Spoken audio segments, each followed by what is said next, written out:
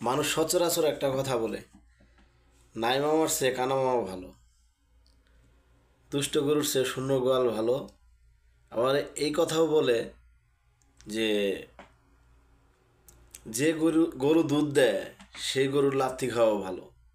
আবার এমন কথা বলে, শুধু যদি গরু দুধই দিত, যদি লাথি না দিত। মামা আছে ভালো কথা, কানা না হইতো।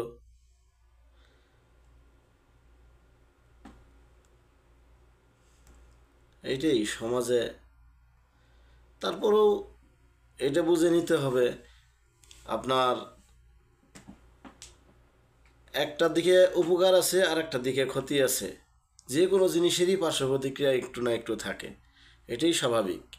সব কিছু সমান হয় না, সব জিনিসই একুরেট হয় না। এটাই আমাদের জীবন, এই নিয়েই বাঁচতে হবে, এই মানিয়ে নিতে হবে, কিছু করার নাই। আসসালামু আলাইকুম ওয়া রাহমাতুল্লাহি ওয়া বারাকাতুহু।